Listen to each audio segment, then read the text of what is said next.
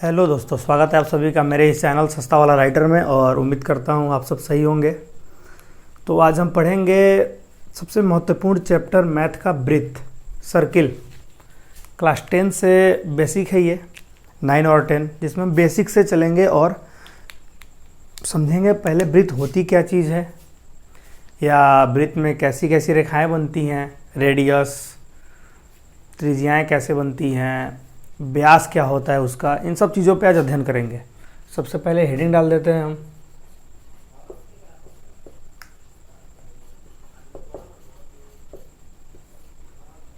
Circle. तो breathe होता क्या है, सबसे पहले इन सब चीज़ों पे ध्यान दे देते हैं। ब्रीथ का मतलब एक गोला, एक सर्किल जिसमें सब चीज़ मौजूद हो, बस ऊंचाई ना हो, मोटाई ना हो। अगर इसमें ऊंचाई या मोटाई होती तो ये गोला कहलाता, ब्रीथ नहीं कहलाता। ये ठोस आकृति नहीं होती है, गोला एक ठोस आकृति होता है। यही अंतर है इन सब चीज़ों में। ब्रीथ को बनाने के लिए सबसे महत्वपूर्ण अंग होता है केंद्र। इसका नाम होता है केंद्र, सेंटर। बिना सेंटर के किसी ब्रीथ का निर्माण नहीं हो सकता है। किसी भी चीज़ को बनने के लिए एक नाभिक की आवश्यकता होती है, एक सेंटर की आवश्यकता होती है, तभी एक सर्किल का निर्माण होता है। ठीक है, फिजिक्स में बहुत अच्छी तरीक़ों से इन सब चीज़ों को दिखाया गया है, लेकिन अभी हम मैथ पढ़ रहे हैं तो ज़्यादा साइंस में ना घुस के इन बातों पे चर्चा करेंगे। तो सबसे पहले इनके महत्वपूर्ण भागों को देखेंगे कि ब्रीथ में क्या क्या हो सकता है। तो पहला चीज़ हमें दिख रहा है, ब्रीथ में केंद्र हो सकता है। दूसरा चीज़ दिख रहा है, इसमें त्रिज्या हो सकता है। तीसरा चीज़ दिख रहा है, इसमें व्यास हो सकता है। चौथा चीज़ दिख रहा है, इसमें परिधि हो सकता है। पांचवा चीज़ दिख रहा है, इसमें क्षेत्रफल हो सकता है।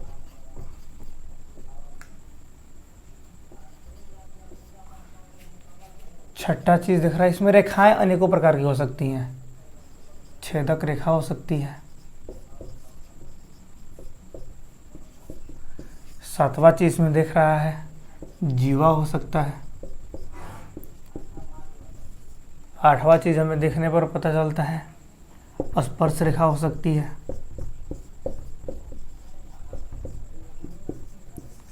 नौवां चीज़ हमें देखने पर मिलता है, छेदक, जीवा, स्पर्श। चलिए अब इन सब पहलू पे चर्चा करेंगे कि बारी बारी से ये चीज़ें हैं क्या। यदि कोई चीज़ छूट रही होगी तो हम देख लेंगे अंत में। बाकी अभी 8 चीज़ों पर चर्चा करेंगे हम। तब तक आप नोट पॉइंट को नोट कर लीजिए, तब तक मैं ज़रा इंक भर लेता हूँ।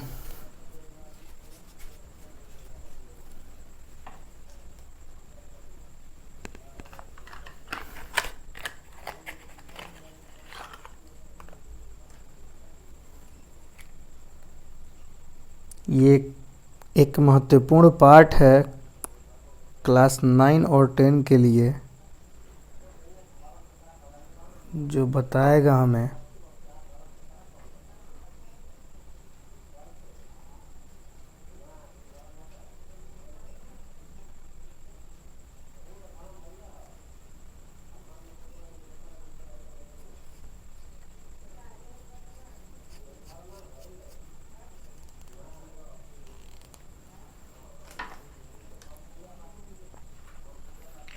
चलिए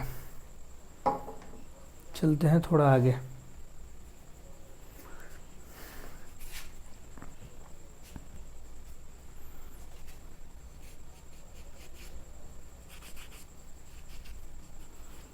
तो सबसे पहले हम पता करेंगे केंद्र बिंदु क्या चीज़ है। तो हमने एक बड़ा सा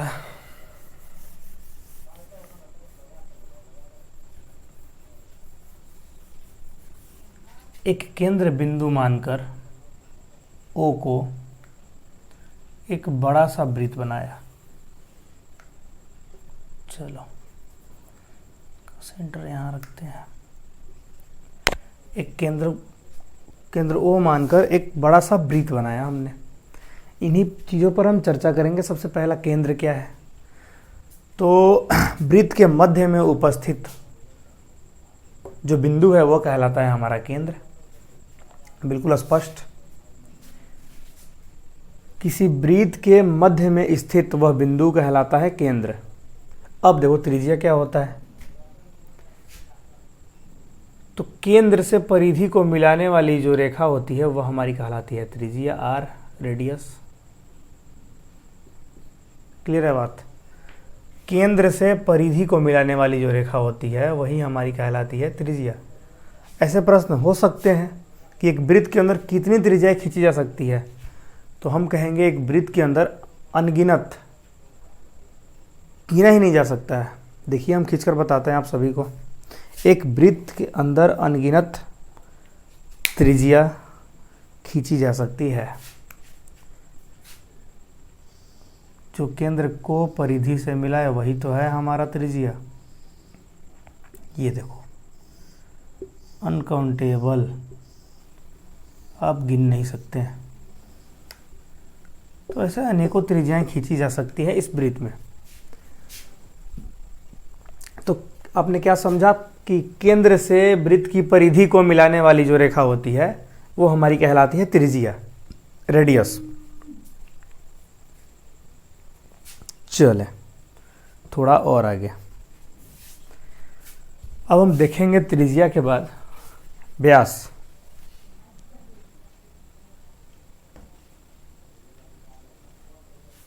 आखिर यह व्यास क्या चीज होती है। तो हम जब व्यास की बात कर ही लिए हैं तो केंद्र बिंदु के दोनों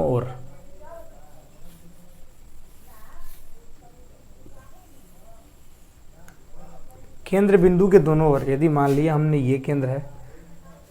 मेरी चित्रकारी थोड़ी खराब है, थोड़ी क्या बहुत कह सकते हो आप, इसलिए मेरे से ज़्यादा अच्छी डायग्राम बन नहीं पाती, लेकिन मैं समझाने का अपने से पुरजोर कोशिश करता रहता हूँ कि मैं आप सभी को समझा पाऊँ बेहतरीन ढंग से। अब देखो व्यास क्या होती है।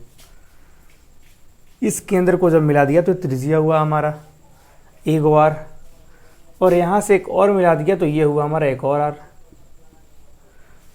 आर और आर मिलकर हुए 2r। बस यही तो हमारा है व्यास। 2r ही तो व्यास है, इसमें कोई ज़्यादा झंझट वाली तो बात ही नहीं है। ये जो हमारा 2r है वही तो d है। कहने का मतलब ये है कि परिधि की संपूर्ण दूरी जो केंद्र से होकर जाए वही तो कहलाता है व्यास। वृत्त के परिधि की संपूर्ण दूरी जो केंद्र से होकर गुजरे वही तो कहलाता है हमारा व्यास। कहते हैं लोग व्यास दिया है त्रिज्या कैसे निकलेगा। आसान सी चीज़ है। हम जानते हैं कि अचर पद और चर पद, संख्याओं और अल्फ़ाबेट्स के बीच मल्टीपल का चिन्ह हमेशा हाइड रहता है, छिपा रहता है। कहने का मतलब 2 गुने r बराबर d होगा। यहाँ पर हम कह सकते हैं r बराबर d बटा में 2। क्या है इसमें, कुछ तो नहीं है। मैथ के जितने भी फॉर्मूले हैं वो अंदाज पे नहीं लिखे गए हैं, उन सब में पुरजोर मेहनत लगी है। चाहे वो आर्यभट्ट की मेहनत हो या यूरोप वासियों की मेहनत हो या यूनानियों की मेहनत हो, सबकी पुरजोर मेहनत है इस पे आर्यभट्ट ने उतना ही समय दिया है और ही पाइथागोरस ने उतना ही समय दिया है। बहुत सारे आइंस्टीन ने पाई के मान में उतना ही समय दिया है। बहुत वैज्ञानिकों ने अपना अपना कीमती वक्त दिया है, तब जाकर ये सब चीज़ें सामने आई और हम इतने बेसिक रूप से समझ पाते हैं। उन्हें जोड़ने में तो कई साल लग गए होंगे। एक एक पहलू को जोड़ा होगा उन्होंने कि ये आर आखिर यहाँ से यहाँ तक की दूरी जो होगी, फिर यहाँ से यहाँ तक की दूरी होगी, 2r बनेगी। बहुत समय लगे होंगे, लेकिन हमें तो बहुत किताब में समेट दिया गया है। किताब को बनाने में कई एक साल गुजर जाते हैं, लेकिन हम लोग कई कई साल में पैटर्न बदल जाता है। 9 से हम 10 में प्रवेश कर जाते हैं। चलिए, तो अभी हमने जाना त्रिज्या और व्यास। तो हमने अभी ये भी जाना कि एक वृत्त के अंदर अनेकों त्रिज्याएं खींची जा सकती है। अब हम जानेंगे व्यास। क्या वृत्त के अंदर अनेकों व्यास खींचे जा सकते हैं? चलिए देखते हैं कौन कौन सोच पा रहे हैं। तो हमने अभी यही बात बताया था कि संपूर्ण परिधि जो केंद्र से होकर गुजरे, यदि मैं यहाँ से बात करूँ डॉट डॉट लाइन से, ये भी तो एक व्यास ही होगा भाई मेरे। यदि यहाँ से मैं बात करूँ तो ये भी तो एक व्यास ही होगा, ये भी तो एक व्यास ही होगा, ये सारे केंद्र से होकर गुजर रहे हैं। तो हम कह सकते हैं एक वृत्त के अंदर अनेकों व्यास खींचे जा सकते हैं। एक और नोट पॉइंट यहाँ पे ये निकलती है बात, एक नोट बहुत ही बेहतरीन ये निकलती है यहाँ पे कि इस वृत्त के अंदर सबसे बड़ी जो भुजा होती है, क्वेश्चन आ जाता है कि वृत्त के अंदर सबसे बड़ी भुजा कौन होती है। चलिए इस बात पे हम बाद में चर्चा करेंगे, अभी आपको समझ में नहीं आएगा मैं क्या कह रहा हूँ। अभी एक और टॉपिक देखते हैं। अभी हमने समझा केंद्र, वृत्त के मध्य में उपस्थित वह बिंदु जो बिल्कुल वृत्त के बीच में हो वो कहलाती है हमारी केंद्र। त्रिज्या, केंद्र से परिधि को मिलाने वाली रेखा, वृत्त के केंद्र से होकर परिधि की दूरी को मिलाने वाली जो रेखा होती है वो त्रिज्या कहलाती है। व्यास, परिधि की संपूर्ण दूरी जो केंद्र से होकर गुजरे वो कहलाती है व्यास। अब आते हैं अगला नंबर 4, परिधि। वृत्त के गोलीय आकृति के पथ को कहते हैं हम परिधि। चलो देखो जरा, ये जो गोलीय पथ है यही तो हमारी है परिधि। एक वृत्त के ऊपरी जो पथ है गोलीय वो कहलाती है हमारी परिधि। परिधि हमेशा बाहरी आवरण होता है, ये बात ध्यान रखी जाए। परिधि हमेशा बाहरी आवरण होता है। जैसे आपने ये हम 2D ही पढ़ रहे हैं, लेकिन 2D में आपने जब आयत पढ़ा होगा बचपनों में 5 क्लास में, तो परिधि बोली जाती होगी। तो आयत की परिमाप क्या होता है? परिमाप और परिधि एक ही चीज़ है, पर्यायवाची है बस, और कुछ नहीं। ये हमारी लंबाई होती थी, ये भी लंबाई होती थी, ये वृत्त चौड़ाई होती थी, ये भी चौड़ाई होती थी। लेंथ और वृत्त का कॉम्बिनेशन से आयत बनता था, जिसमें होता क्या था कि आमने सामने की भुजा बराबर होती थी। कहने का मतलब लंबाई जो था वो थोड़ी बड़ी होती थी और चौड़ाई थोड़ी उससे कम होती थी। तो हम इसमें कितनी लंबाइयाँ हैं? 2 लंबाइयाँ हैं और 2 चौड़ाइयाँ हैं। आपने कॉमन निकालना पढ़ा होगा, जो दोनों में एक जैसा रहता है उसे बाहर कर देते हैं और कोष्ठ के अंदर बाकी का चीज़ लिख देते हैं। तो यही हमारी आती थी वृत्त की परिधि, आयत का परिमाप। तो आयत का परिमाप यही तो होता था, लंबाई और चौड़ाई का योग, यानी कि भुजाओं का योग ही तो परिधि है।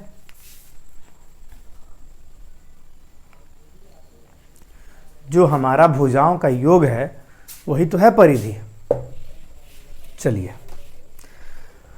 तो अभी हमने पढ़ा केंद्र, त्रिज्या और व्यास, जिसमें हमने ये बात जाना कि त्रिज्याएं, एक वृत्त के अंदर अनेकों त्रिज्याएं खींची जा सकती हैं। और अभी हमने ये भी जाना कि एक वृत्त के अंदर अनेकों व्यास भी खींचे जा सकते हैं। अब हम पढ़ेंगे परिधि। तो बाहरी आवरण जो है वही तो है परिधि, ठीक है। और परिधि होती क्या है वृत्त की? तो 2πr। ये कैसे बना ये भी बताया जाएगा कि 2πr बना तो बना कैसे, आखिर इसका फॉर्मूला 2πr ही क्यों होता है, 3πr क्यों नहीं होता है। ये सब चीज़ों पे भी चर्चा किया जाएगा। सारे प्रॉब्लम्स को धीरे धीरे बेसिक रूप से हम तोड़ते जाएंगे और क्लियर करते जाएंगे पूरा, जिससे आपको पूरे लेसन में कोई दिक्कत नहीं आएगा, चाहे वो कंपटीशन लाइन का हो एग्ज़ाम या 9-10 का हो। पूरा संपूर्ण वृत्त का अध्ययन किया जाएगा। सबसे पहले बेसिक छोटे छोटे पहलू को जानेंगे हम। थोड़ा आगे क्षेत्रफल। चलो एक बात बताओ, मैंने एक वाइट बोर्ड लगाया है यहाँ पे, जो बिल्कुल मेरे उम्मीद से लगभग आयताकार है। मैं ऊंचाई को नगण्य मान लेता हूँ। ऊंचाई मान लो कि है ही नहीं इसमें, मान लिया मैंने, सपोज कर लिया, पूरा मैथ ही सपोज पे बना हुआ है, मान लो कि वो उसका है। तो इसकी हाइट यानी कि ऊंचाई को नगण्य मानते हुए हमने मान लिया कि आयत है। इसने मेरे दीवार को लगभग घेरे हुए है। इतने एरिया को इसने कवर कर लिया, इतने दीवार के इस भाग को ये क्या किया, कवर किए हुए है।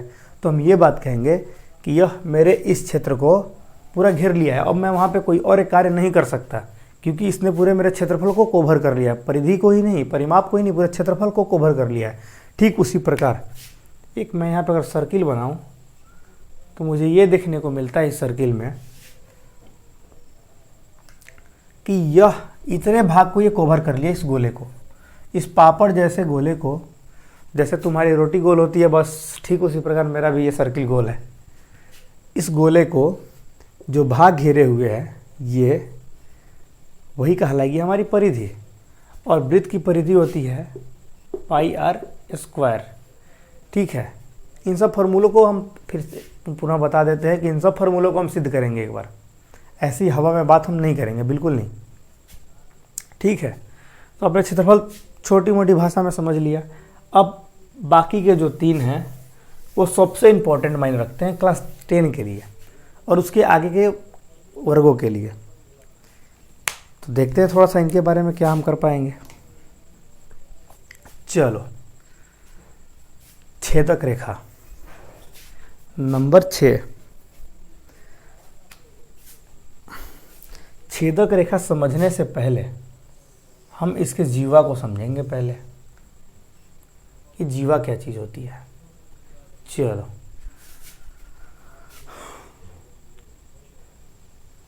जो परिधि को मिलाती है बस वही जीवा है, बस वो केंद्र से होकर नहीं गुजरती है। आई बात समझ में? ज्योग्राफी में पढ़ा होगा ना, देशांतर रेखा, छांस रेखा, ऐसा कुछ करके, वही जीवा है, बस वो केंद्र से होकर नहीं गुजरती है। ठीक है, जीवा केंद्र से होकर नहीं गुजरती है। वृत्त भी एक प्रकार का हम कह सकते हैं। वृत्त में अनेकों जीवाएं भी हो सकती हैं, ये तो बात आप देख ही रहे हैं। अगर आप खींचना चाहें तो लाइन बाय लाइन बहुत खींच सकते हैं। तो वृत्त में अनेकों जीवाएं भी खींची जा सकती है और ये केंद्र से होकर कभी नहीं गुजरती। और केंद्र से होकर गुजरती तो हम इसे जीवा ना करके क्या कहते हैं, आपको पता होगा, हम इसे व्यास कहते हैं। ठीक है, लेकिन वो केंद्र से नहीं गुजर रही है, इसीलिए उसको हम कहेंगे जीवा। तो जीवा ऐसी भुजा होती है, ऐसी रेखा होती है वृत्त की जो केंद्र से होकर ना गुजर कर परिधि को मिलाती है। क्लियर है बात? बढ़िया। चलो तो आपने जीवा समझ गए होंगे आप लोग बहुत अच्छी तरीके से। थोड़ा और आगे बढ़ते हैं हम। जीवा के बाद आता, हाँ, एक बात जो मैंने उस समय नोट पॉइंट को छोड़ा था वो मैं अभी पूरा कर देता हूँ, है ना। ऐसे एग्ज़ाम में क्वेश्चन पूछे जाते हैं कई सारे। एक वृत्त के अंदर सबसे बड़ी भुजा क्या होती है, ऐसे क्वेश्चन आ जाते हैं। एक वृत्त के अंदर सबसे बड़ी भुजा क्या होती है? ये तो आपको देखने पर एहसास होता होगा कि सबसे अधिक दूरी हमारी जो है वो व्यास पे नज़र आती है। इस लाइन पे देखो, वृत्त की सबसे अधिक दूरी जो है वो हमारी व्यास पे नज़र आती है। तो जब भी ऐसा प्रश्न पूछे कि एक वृत्त के अंदर सबसे बड़ी भुजा कौन होती है, तो हम बताएंगे क्या? व्यास। व्यास जो है वृत्त की सबसे बड़ी भुजा है, वो जीवा से भी बड़ी है। जीवा छोटा भी हो सकता है, बड़ा भी हो सकता है, लेकिन ये बड़ा व्यास के जितना नहीं हो सकता है। सबसे बड़ी भुजा हमारी व्यास ही होगी। चलो, ये हमेशा अक्सर पूछा जाता है, इस बात को तो तुम गौर ही कर लो कि जीवा जो है व्यास से छोटी होती है। व्यास एक वृत्त की सबसे बड़ी भुजा है। क्लियर? चलो अब आते हैं आगे, छेदक रेखा। छेदक रेखा का अर्थ ही है प्रतिच्छेद करना, छेदना। किसी भी वृत्त के अंदर को क्या कर देना, 2 टॉपिक हैं और छेदक रेखा और स्पर्श रेखा, जो क्लास 10 के लिए बहुत ही इंपॉर्टेंट है, बिहार बोर्ड या सीबीएसई के लिए। सीबीएसई को तो हालांकि कुछ समझ में नहीं आ रहा होगा कि छेदक रेखा क्या है, ये लाइन क्या है, कॉलिनियर लाइन क्या है, ये सब चीज़ों को तो समझ में नहीं आ पा रहा होगा, क्योंकि मैं एकदम बिल्कुल हिंदी बेसिक कर रहा हूँ अभी। चलो, मैंने एक वृत्त बनाया, बढ़िया। एक और बना देते हैं वृत्त। चलो, मैंने एक और वृत्त बनाया।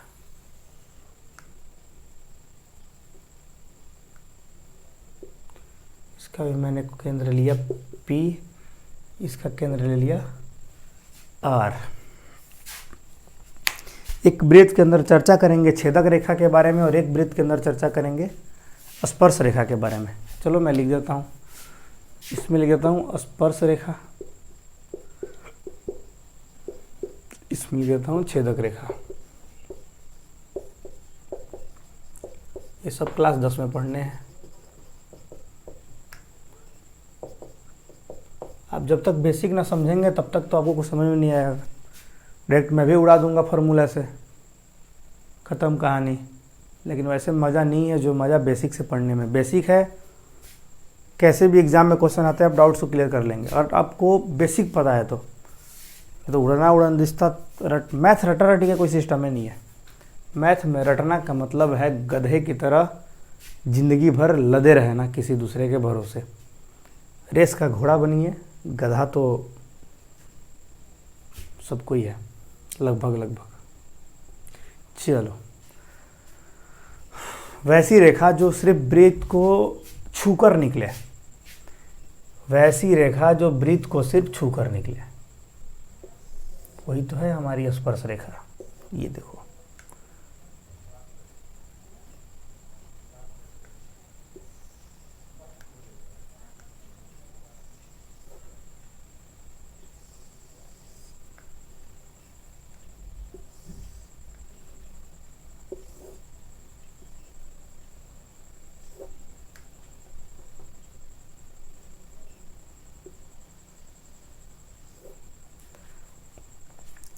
तो स्पर्श रेखा वो है जो सिर्फ वृत्त को छूकर निकले। स्पर्श मतलब छूना, टच करके निकल जाए, वही तो है हमारी स्पर्श रेखा। जो वृत्त को स्पर्श करके निकले वो कहलाएगी हमारी स्पर्श रेखा। और ये भी बात जान लीजिए, एक वृत्त के अंदर अनेकों स्पर्श रेखाएं खींची जा सकती हैं। एक वृत्त के अंदर अनेकों स्पर्श रेखाएं खींची जा सकती है। एक वृत्त के अंदर अनेकों स्पर्श रेखाएं खींची जा सकती है। चलो अब पढ़ते हैं हम छेदक रेखा के बारे में। उम्मीद है स्पर्श रेखा समझ में आ चुका होगा। अब पढ़ेंगे हम छेदक रेखा के बारे में। चलो, छेदक का मतलब ये होता है कि छेद देना। ये देखो छेद दिया, ये देखो छेद दिया, देखते जाओ भाई। ये सारी जो रेखाएं हैं वो कहलाएंगी हमारी छेदक रेखा। तो वैसी रेखा जो वृत्त को दो भागों में बांट दे। मैं ये कह रहा हूँ दो भागों में बांट दे, मैं ये नहीं कह रहा कि आधा आधा हिस्सा दे, बस दो भागों में बांट दे। चाहे वो हिस्सा कितना भी हो, वो हिस्सा 1/4 भी हो सकता है, 1/9 भी हो सकता है, 1/10 भी हो सकता है, 1/2 भी हो सकता है। ठीक है, अब आता है आपके मन में डाउट कि क्या व्यास एक छेदक रेखा है। ये भी तो आ सकता है डाउट कि क्या व्यास एक छेदक रेखा हो सकता है। तो जी बिल्कुल नहीं, व्यास कभी भी छेदक रेखा नहीं है। व्यास क्यों छेदक रेखा होगा? वो तो वृत्त के परिधि के अंदर ही सिमट जा रहा है। छेदक का मतलब उसके परिधि को पार कर जाए। मारे तीर करेजवा के पार एकदम, वही तो है छेदक रेखा। जब तक पार नहीं हुआ तब तक छेदक रेखा नहीं है ना। ये भी तो छेदक रेखा है भाई, पूरा दुनिया इसी पे टिका है। ये देखो ऐसा बनाते हैं ना लोग, खतरनाक छेदक रेखा, जिससे आज तक कोई इंसान नहीं बच पाया। ये ऐसी छेदक रेखा है जिससे कोई इंसान नहीं बच पाया। चलो मैं भी ले जाता हूँ, मैथ का फिजिक्स के साथ शादी करा देता हूँ मैं। बाकी होगा तो पता नहीं किस क्या क्या ख्वाब लिखते रहते हैं, मैंने तो मैथ का फिजिक्स से लिख दिया, क्योंकि मैथ और फिजिक्स का एक अलग ही रिलेशन है। मैथ और फिजिक्स दोनों का एक अलग ही रिलेशन है अपने आप में। मैथ फिजिक्स के बिना अधूरा है और फिजिक्स मैथ के बिना अधूरा है। बस नाम में परिवर्तन है, न्यूमेरिकल्स हो जाते हैं, मैथ में फार्मूला हो जाता है। ठीक है, तो उम्मीद है वृत्त आप सभी को बहुत ही अच्छी तरीके से समझ में आ गया होगा। यहाँ तक हमने अभी तक जाना बेसिक पार्ट 1, जिसमें हमने पढ़ा केंद्र, त्रिज्या, व्यास, छेदक रेखा, स्पर्श रेखा, क्षेत्रफल, परिधि और भी कई बातें। और अगली क्लास में हम जानेंगे इसके अंदर फॉर्मूला कैसे बनाया गया, आर्यभट्टिकम में आर्यभट्ट ने क्या बताया। इन सब चीज़ों को हम जानेंगे अगली क्लास में पार्ट 2 में। तब तक के लिए आप मेरे साथ बने रहें, और आपने अभी तक चैनल को सब्सक्राइब नहीं किया है तो बिल्कुल सब्सक्राइब करें, ताकि अगली अपडेट आप तक पहुंच पाए। धन्यवाद। शुभ रात्रि।